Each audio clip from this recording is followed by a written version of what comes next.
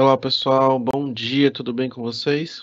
Vamos aqui a mais uma aula da nossa disciplina de implantação e logística de canteiro de obras, tá bom? Pessoal, antes da gente começar, eu sempre faço um recapitulando com vocês, então vamos lá, A gente começou a disciplina falando o que que era logística, qual que era a importância da aplicação de sistemas logísticos em canteiro de obras, para que serve, da onde que vem, que a logística é uma coisa que a gente já usa no nosso dia a dia de maneira normal, e aí em certas situações a gente acaba tendo que aplicar ela no ambiente, de trabalho.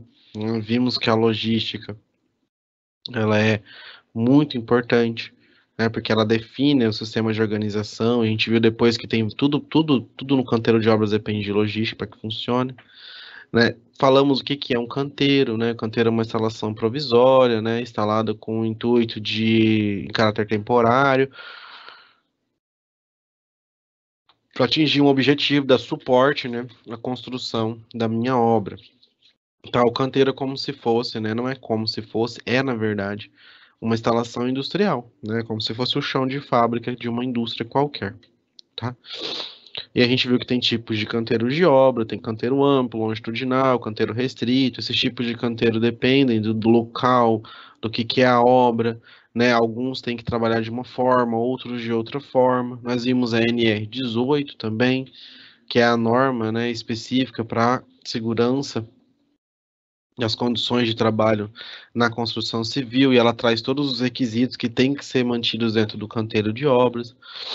Falamos da NR18, falamos dos serviços iniciais, que a gente tem que fazer um levantamento topográfico e de solo, que a gente tem que fazer uma sondagem desse solo antes de começar a obra, fazer os estudos preliminares, ir lá fazer uma visita no local, verificar a limpeza do terreno, vai ter que fazer demolição, não vai ter que fazer demolição, tem fossa, não tem, vai ter que fazer algum estocamento, tem alguma árvore para retirar, o que que eu tenho que fazer,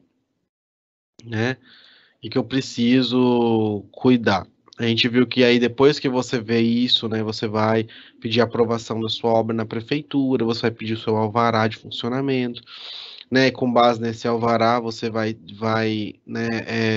olhar e verificar, bom, tem um alvará de funcionamento, da minha obra, então vou aqui conseguir construir. Só que se eu tiver num condomínio, lembra? A gente tem que pedir sempre o alvará primeiro, do condomínio, depois da prefeitura, porque o do condomínio sempre vai ter normas mais restritas que a prefeitura. Então, primeiro eu aprovo no condomínio, claro, eu olho a prefeitura para ver se é tudo certo, depois eu olho a prefeitura. Porque se eu aprovo primeiro na prefeitura e depois no condomínio, o que que vai acontecer? Muito provavelmente, eu vou aprovar na prefeitura, vai passar. Quando eu chegar no condomínio, pelas normas serem mais restritas, ele não vai passar, E aí, se ele não passa no condomínio, problema, Muito problema. Que que eu vou fazer com a minha obra, O que que eu vou fazer com uma obra aprovada que o condomínio não aprova? Então, eu vou ter que fazer um segundo pedido de adequação de projeto à prefeitura para depois que aprovar no condomínio. Então, isso aí vai gerar tempo e gasto, desnecessário, tá? Depois disso, a gente viu, o canteiro de obras, quais são os espaços que tem que ter, o que que eu tenho que fazer, A gente viu que em função de cada etapa da obra, terraplanagem, depois fundação, marcação de obra, fundação, estrutura, alvenaria, cobertura, acabamento, o canteiro ele vai mudando, Eu vou tendo novas nuances de canteiro de obra acontecendo, Isso se dá principalmente, porque em cada etapa da obra eu tenho pessoas, materiais e serviços diferentes acontecendo. Então eu precisaria de uma estrutura um pouco diferente, Então o canteiro ele é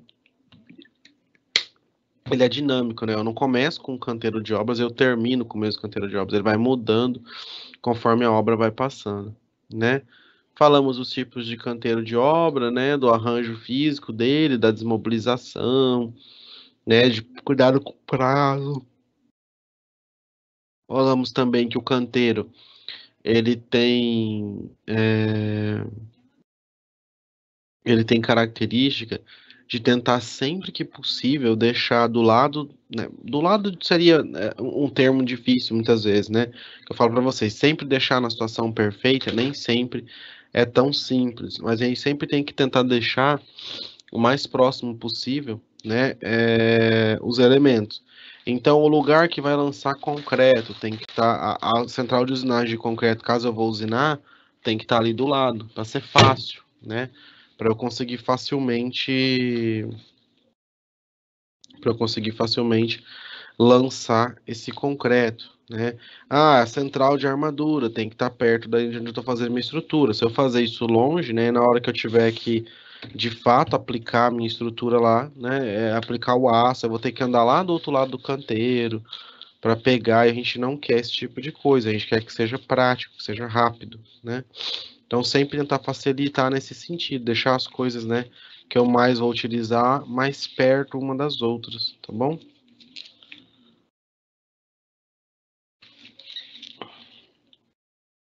A gente viu também o depósito de materiais em obras, né, que é um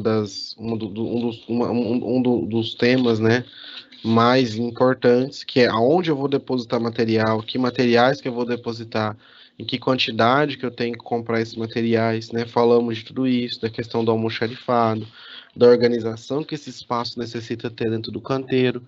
Falamos da alocação de recursos de pessoais, saber distribuir muito bem quem que vai trabalhar e com o quê. E na aula passada a gente falou de controle de estoque, né? Que é realmente a gente varreu ali a tarefa do almoxarife, né? Que é entender quais são os estoques que tem, os estoques que não tem, saber quanto que eu precisaria ter, quando que vai chegar, de onde que eu comprei, qual a quantidade que precisa comprar, é realmente ter esse controle total, porque eu não posso deixar a obra parar por falta de estoque de materiais, tá? Isso daí é inimaginável numa obra, tá? Acontece muito, infelizmente, mas é uma coisa que não pode de maneira nenhuma acontecer. A obra não pode parar porque simplesmente, esqueci, né? Faltou material, deveria ter comprado, não comprei, né? Isso aí não existe, tá bom? E na aula de hoje, tá, gente? A gente tá na aula 11 já. A gente vai falar de prazo de reposição. Então, hoje já é a nossa penúltima aula, né? A gente tem hoje a aula 11, né? E semana que vem a gente tem a nossa aula de número 12, né? No dia 13, isso mesmo, no dia 13 a gente tem a nossa aula número 12, a gente já termina, tá? Então hoje é a nossa penúltima aula desse semestre, né? A gente tá acabando o conteúdo já. Na aula que vem, a gente vai falar de distribuição desses materiais, tá? Mas a aula de hoje já é a aula 11. Então vamos lá. Deixa eu trocar ali pro slide com vocês, né? Então vamos falar de prazos, né, prazos de reposição. Alguns livros chamam de prazo e reposição. É que as duas coisas são similares, trabalham juntas, mas não são a mesma coisa, né? Então acaba tendo essa pequena distinção. Então é importante, né, a gente pensar algumas perguntas, né, quando a gente vai cumprir essas normas, né, de segurança do trabalho e ter eficiência na obra, né? Então eu tenho que pensar assim, tá, eu vou construir uma obra. Dependendo do tipo de obra, tá? Isso aqui tudo muda. Então, por exemplo, quais materiais que são recebidos na obra? O que que chega? Chega aço, cimento, concreto eu compro, argamassa eu compro, eu usino em loco, telha, o que que vai chegar para mim? Qual que é a frequência que esse material chega? Geralmente canteiro tem os dias de recebimento, né? Eles deixam assim, sei lá, terça e quinta, né? São dias de recebimento de material. E terça e quinta à tarde, né? Então, que dia? Qual que é a frequência, né? 2 vezes por semana, 3 vezes por semana, é todo dia, 2 vezes ao dia? Depende. Dependendo da sua necessidade, pode acontecer, né? E quais são as quantidades? Vai chegar uma caminhonete com um pouquinho de material, ou vai chegar 5 caminhões de material, né? 5 bitrem. Como que chega isso? É pouco? É muito? É razoável, né? Quando e onde serão usados? Esses materiais chegaram, foram armazenados, mas eu vou usar eles agora já ou vai ser só mês que vem? Eles estão armazenados perto de onde eles vão ser usados ou estão armazenados no lado oposto de onde eles vão ser usados, né? Como que tá isso, né? E qual que é a exata data de chegada, né? Eu tenho que saber exatamente assim, olha, vai chegar no dia tal, eu preciso ter esse controle, né? Então é muito importante quando eu falo em prazo de reposição, eu tenho uma noção de tudo isso. Parece que, professor, é tranquilo, mas não é, tá? Porque não é um item, né? A compra da semana, você compra 30 coisas diferentes, às vezes de 30 fornecedores diferentes. Vocês têm que ter controle de tudo isso, para que não tenha atraso, né? Então, essa linha de questionamento, eu não vou fazer ela, né, necessariamente, depois que a minha obra já está andando, tá? Muita gente pensa assim, eu só vou fazer esse negócio de controle de reposição de materiais em obra quando a obra estiver funcionando, de maneira alguma. Tá, essa ideia ela tem que ser pensada ainda na concepção de projeto, lá no começo. Quando eu estou pensando no canteiro, que eu estou pensando como que vai ser a obra, eu tenho que pensar assim, olha, qual que é mais ou menos o meu cronograma físico, né?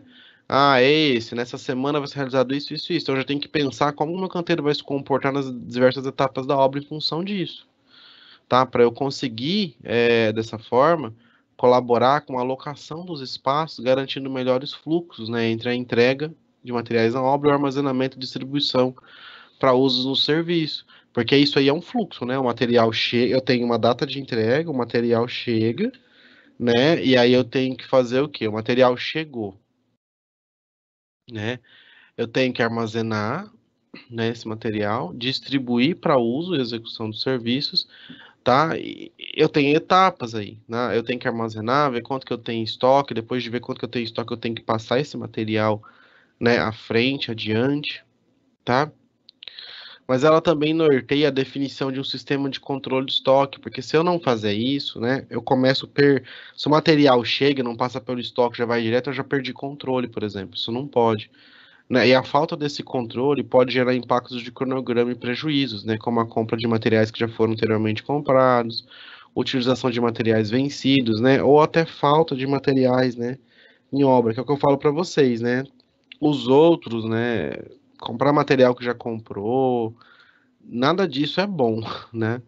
Mas alguma das coisas que tem aí, eu ainda acho que dá para aguentar, sabe? O problema é a hora que você começa a realmente perder, né, material, né? A hora que perder tempo de obra, né? A hora, por exemplo, que você está trabalhando e aí você percebe que você tinha que ter comprado material X e você não comprou. E a obra para uma semana por isso, né? Aí que é o problema, né? Aí que começa a situação a complicar, tá bom?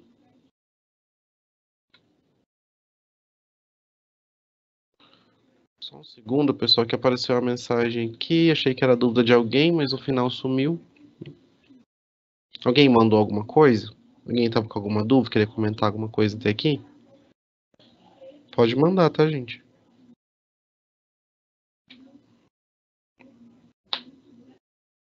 Vocês estão quietinhos hoje?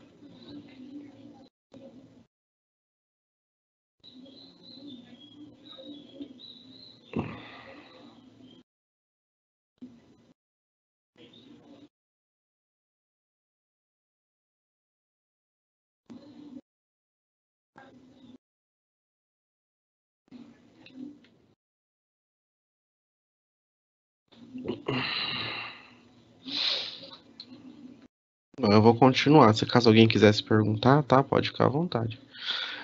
Então, quando a gente realiza a organização do estoque de uma obra já em andamento, né, é preciso iniciar sabendo as quantidades de cada material que já existem, tá? É, o certo é manter organizado desde sempre, né? Nunca ter que organizar quando a obra está em andamento, mas existe, né? Sempre tem, né? Sempre tem alguém que consegue. Eu falo para vocês, tudo tem alguém que consegue. Tá, mas aí se eu vou organizar, chego lá no meio de uma obra, se contratado uma consultoria, por exemplo, organizar um canteiro, né? Eu tenho que saber tudo que já tem, né? E também adquirido, mesmo que ainda não tenha sido entregue, para eu conseguir entender qual que vai ser o escopo de material que eu vou precisar ali. Porque às vezes vai ter uma seção lá que vai ter, por exemplo, 2 sacos de cimento. Aí você fala, vamos reorganizar isso aqui, esse aqui é espaço vazio. Mas amanhã, depois de amanhã, vai chegar 200 sacos de cimento, entendeu? Aí às vezes você vai ver o espaço que tem lá, nem cabe que vai chegar. Tá, então você tem que já saber isso para você conseguir criar, né, uma forma de já pensar nessa organização. Ter essa ciência de que vai chegar, quanto vai chegar e quando vai chegar, né? Então, aquela ficha que a gente viu na aula passada, né, falando sobre isso, ela ajuda muito, né? Ela ajuda muito, muito, muito, tá? Então, vamos dessa forma aprofundar no estudo de fichas ou formas de controle, né, de materiais em obras, sendo útil para controlar de forma simples e detalhada seus estoques, né? Controlar os custos de estoque, registrar as entradas de materiais, controlar as saídas e devoluções, principalmente no caso de ferramentas, equipamentos, tá? Porque às vezes o pessoal esquece disso, tá? Mas as ferramentas e os equipamentos também fazem parte do nosso estoque de materiais. Então, às vezes eu não tenho um controle tão detalhado, porque é muita coisa, muita ferramenta, tal, mas você tem que saber, pelo menos assim, ó, qual ferramenta que tem, né? Qual o modelo, tudo certinho e que setor que está utilizando, quem que pegou, tá? Porque depois, na hora que terminar a obra, tem que devolver todas as ferramentas, tem que ver com quem que estava, onde que estava. Porque não que eu tô falando que é porque o pessoal vai pegar, não é que ninguém vai roubar, não é nada do sentido desse tipo. Obra é assim, às vezes tem muita coisa acontecendo ao mesmo tempo, né? E aí, alguém pega, sei lá, uma furadeira, leva lá para um lugar, né? E lá essa furadeira quebra. Ah, eu vou deixar aqui no cantinho, final da tarde eu levo lá. Né? Esse final da tarde nunca leva. É a hora que você vai ver, né? Não levou, tá no mesmo lugar que tava. E se perde lá no meio do entulho e acabou, perdeu a furadeira, né? Sendo que às vezes era só mandar arrumar a furadeira, era só fazer um reparo. Então é por isso, sabe? É mais por esse cuidado do que por tudo, tá bom?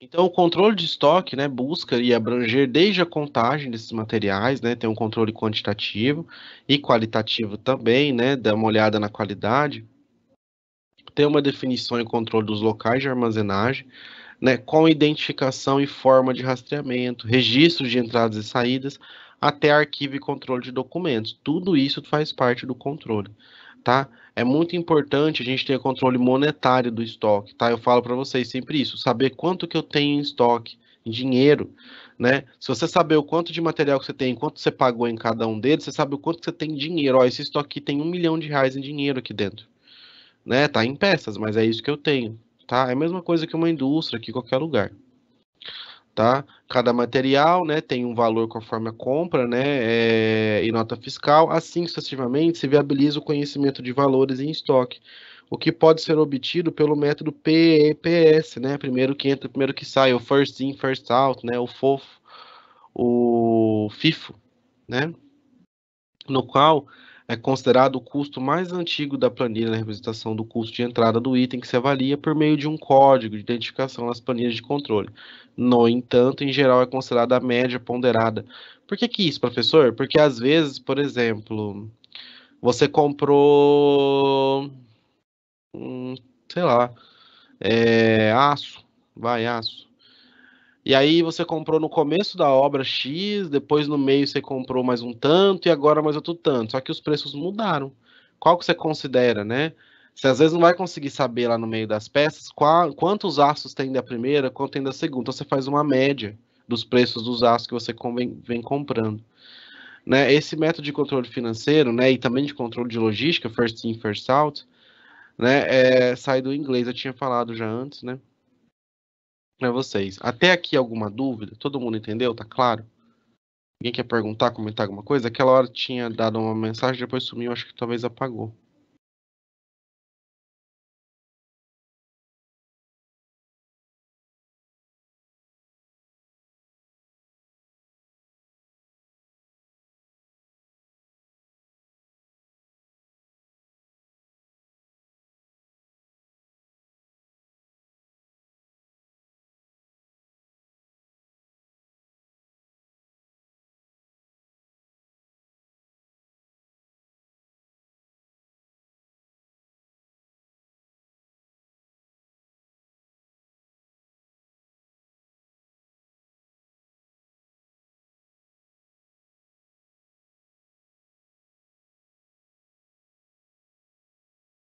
Nenhuma dúvida, gente?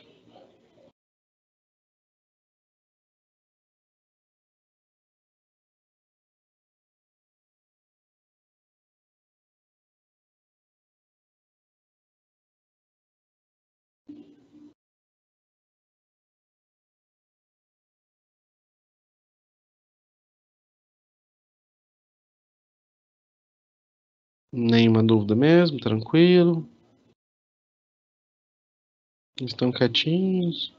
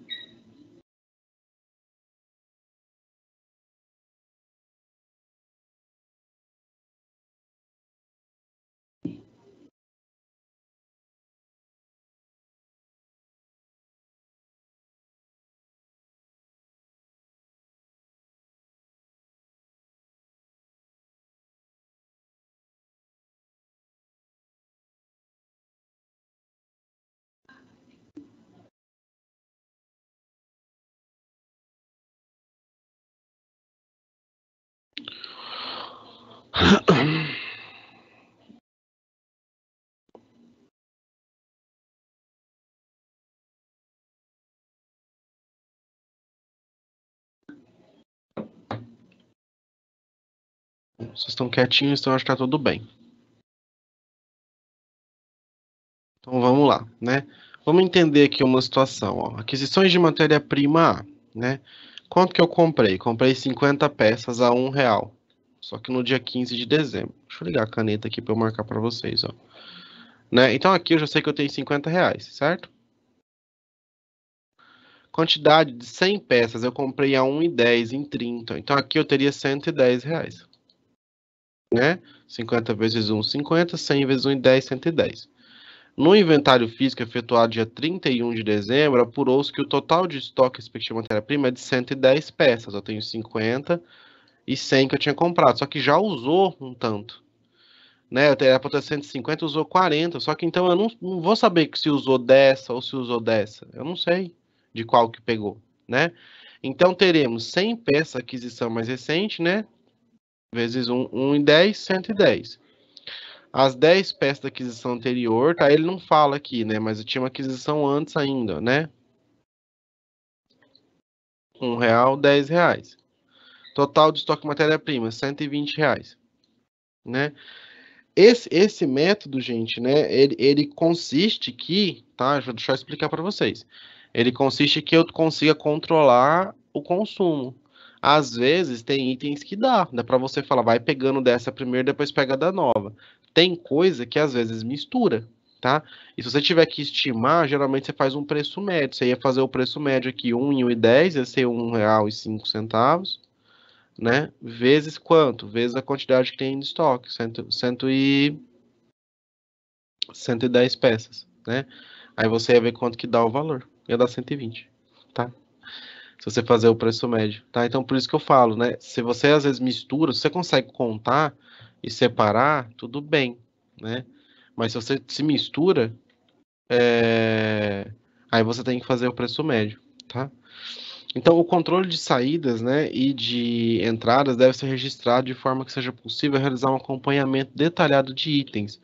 Eu falei disso para vocês já, né? Eu tenho que saber o código, tá? O código dos itens, eu tenho que saber tudo isso daí, tá? Tem que ser completo, né? O código de rastreio, informações de quantidade, datas retiradas e entradas, né? Com centro de custo de destino, autorização de retirada. Eu tenho que saber, olha, vai pegar isso? Quem que pegou, né? Então, considerando os canteiros de obra têm uma grande quantidade de ferramentas e equipamentos e de uso constante que precisam ser calibrados, é importante que o responsável por isso tenha um controle de retirada e devolução, tá?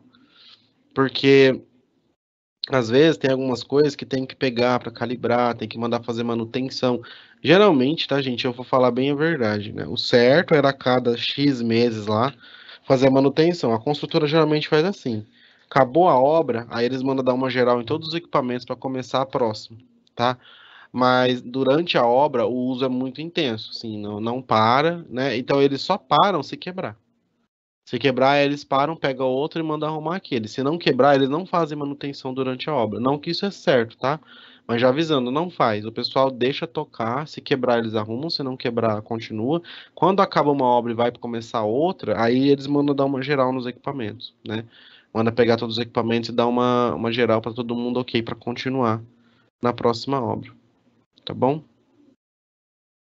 Então, a eficiência, né, no canteiro de obra, ela depende diretamente de um controle de estoque eficiente, né, em que alerta de estoque tem um papel imprescindível. Tem como fazer no Excel, né, quem tem aí, conhece Excel intermediário, nem precisa ser intermediário, você consegue fazer uma planilha que é assim, você coloca um valor mínimo de que tem que ter daquilo. Por exemplo, se isso daqui receber menos que 5, fique vermelho, né? Se isso daqui tiver menos que X valor, fique azul. A célula pinta da cor que você quer, né? E não é difícil de fazer, se jogar no Google você acha. Então você coloca alerta, esse é um alerta. Então você vai lá, ó, pegou tanto, foi pegando, você vai marcando sua planilha. Quando chegar no valor mínimo, que dali não pode ter menos, ela fica vermelha. Você fala, opa, isso aqui já tá problemático já, né? Vamos já comprar mais, vamos ver quais são as etapas, quanto precisa. Às vezes tem gente que faz até assim, ó, ele coloca faixas, né? Por exemplo, o mínimo é 10. Então, se tiver entre 10 e 15, fique amarelo, que é como, tipo, ó, atenção, isso aqui vai acabar. Né? E se diminuir de 10, aí fica vermelho, tá? Então, são formas de você criar alertas para você mesmo, né? Às vezes, quando você tem um almoxarife muito bom, né? O ideal é que o almoxarife faça tudo isso. Ele próprio vai ter esse controle perfeito, mas às vezes não tem. É você que vai ter que ser o controle de tudo isso, né? Então é imprescindível para que o canteiro não fique sem material, né, para realização dos serviços previstos de acordo com o cronograma. Você pode criar na planilha de controle, né, de estoque, alertas para sua obra, né, de forma que você estabeleça o quê? Os pontos críticos, né, para ter essas alertas que irão apresentar as quantidades necessárias para cada item, com a possibilidade de interação da planilha com os responsáveis de estoque, né? Geralmente é uma planilha que fica na nuvem, tá? E aí todo mundo pode abrir ela. Então as pessoas podem olhar, né? Porque quando a obra é muito grande, tá? Só para vocês entenderem, não tem só uma pessoa, tem três responsáveis por estoque, às vezes. Né? O pessoal da compra responsável também tem que ter acesso a essa planilha para eles ir conseguindo ver, né? Né? Né, e cada responsável de suprimento interados a planilha conforme a necessidade da execução dos serviços, né? E quando está faltando o percentual necessário da quantidade prevista, a planilha de controle de estoque emite um primeiro alerta e quando a quantidade está esgotada, o alerta se torna de urgência, porque, olha, tem que comprar, tá? Então, é basicamente essa regra que eu falei para vocês, tá? Não é muito nada demais, não, tá? É basicamente um alerta visual, né? Que conforme vai aparecendo, né? E você vai tendo que cuidar para que você não deixe isso esgotar, tá bom? Então a figura que a gente vai ver já, ó, tá vendo? Ela vai aparecer aqui, ela representa um modelo de controle de estoque, né? Bem simplificado, né? Que a gente tem código de identificação dos materiais. Depois eu tenho a descrição do item que está sendo controlado, né? Nesse caso é importante descrever com a maior quantidade de especificações possíveis esse item, né? A classificação da categoria do material, tá? A unidade de medida de mensuração dos quantitativos do material controlado, o preço unitário, o centro de custo de pagamento de material para controle. Esse centro de custo, gente, eu não sei se vocês já ouviram falar, né? Eu acho que eu não falei na disciplina, eu só descobri isso aqui quando eu fui trabalhar, tá? Isso eu coloquei aqui. O centro de custo, ele é assim, ó, digamos que isso aqui é da parte estrutural, então eu coloco lá gasto com estrutura, isso aqui é de acabamento. É meio que só uma subdivisão, né, que existe de que classe que é aquele material é, para onde que etapa da obra que ele vai. Isso aqui é de fundação, sabe? Né?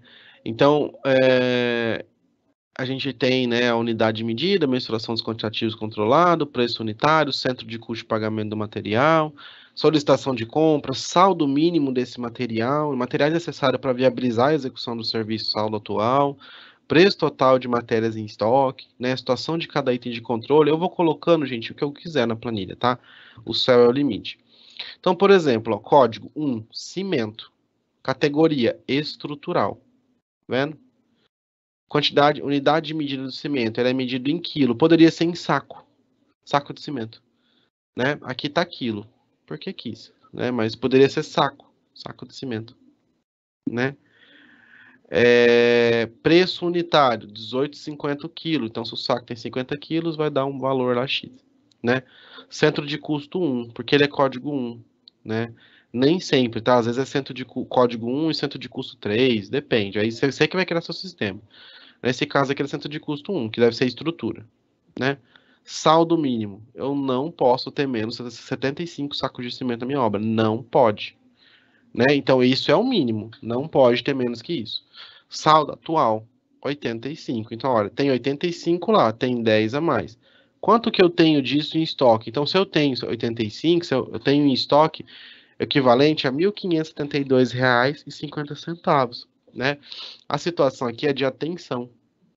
Às vezes dá para pintar isso aqui de amarelo, tá? Programar para quando ficar em atenção ele pintar de amarelo. O saldo inicial era 100, só que dia 5 de novembro tirou 5, depois tirou 4 e assim sucessivamente. Eu vou colocando as retiradas que foram tendo, né? Tinta, né? Categoria pintura, medida em litro, preço unitário por litro, R$ 3. Centro de custo 3, deve ser acabamento. Saldo mínimo, não posso ter menos que 50.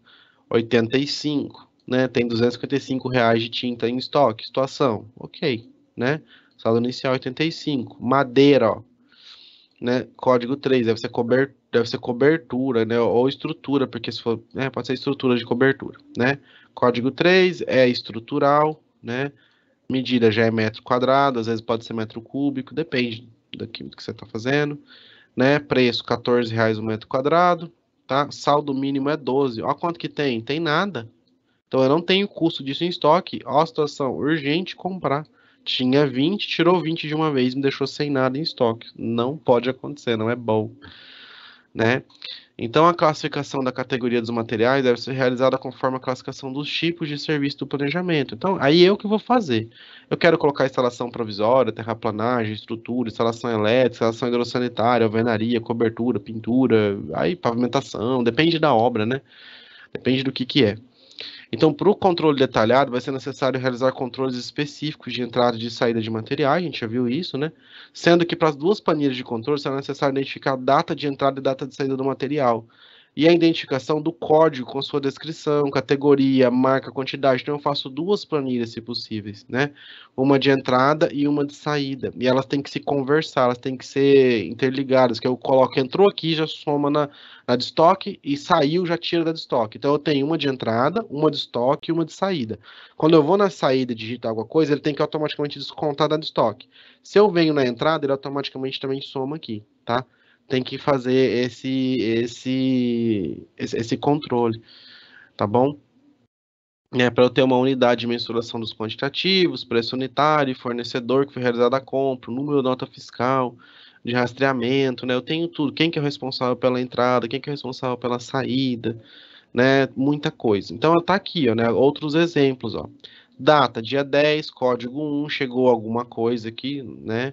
Categoria estrutural, se quiser colocar a marca, quantidade 200, né? Unidade medida é por peça, preço unitário da peça é 3. Então, o preço total de R$ 600, o centro de custo é o 2, o fornecedor foi a empresa tal, nota fiscal tal, o responsável foi o Pedro. Se eu fazer isso daqui, gente, eu consigo saber exatamente o que eu comprei, de quem eu comprei, que dia que eu chegou, qual que é a nota fiscal. A nota fiscal, você vai ter uma pasta, né, com notas fiscais. Nota fiscal 1, 2, 3, geralmente eu numero assim, né, 1, 2, 3, 4, 5, 6, 7, 8, 9, 10, 11, vai, 100, 200, 250, 300, mas você sabe, ó, aqui é a nota fiscal 70, você vai na sua pasta no 70, puf, ó, foi comprado dia tal, emitido nota fiscal tal, o valor é tal, comprou tanto, foi entregue tanto, opa, legal, né? Então você consegue fazer tudo isso, né? Aqui, ó, eu tenho já o de movimentação, ó, dia 10 foi retirada, isso aqui você queria a planilha de chegada, né? Aqui é o de movimentação, ó, foi retirado o código 1, um item tal, estrutural, né? Foi retirado o preço unitário, foi retirado 20, né? Retirado R$ 60 de estoque, o centro de origem de custo, né? O número do documento de retirada, né? O número do documento que você assinou, autorizado por José e retirado por João, né? Às vezes sobrou alguma coisa, devolve, tá aqui, ó, devolve, também retirada. Então tem que ter isso muito bem estabelecido, né? Tá bom? Não é nenhum bicho de sete cabeças, tá? Fazer esses controles são coisas assim, diria até tranquila, é mais uma questão de organizar, você tem que ser organizado, né? Falar o português correto. Não é nada de dificuldade. Então, a partir do controle específico de entradas e saídas, tem o controle detalhado, né? E apresenta o código de identificação e descrição do item de controle, categoria, unidade de medida, mesma coisa que a gente já viu, tá? Aí aqui seria minha planilha de estoque. Eu tinha mostrei a de entrada e mostrei a de saída. E essa daqui tem que estar associada às duas, né? Que ele mostra o nome do item, categoria, preço, mesma coisa, saldo mínimo, entrada, saída, saldo total, preço total. Eu gero uma terceira planilha, né? E posso ter itens em atenção, né? Porque aqui, ó, o saldo mínimo é de 200, né? E o saldo atual é 240, ó, tá para acabar. Então, atenção com esse item, tá joia? Dúvidas, pessoal? Alguém quer perguntar alguma coisa? Vocês estão muito quietinhos hoje.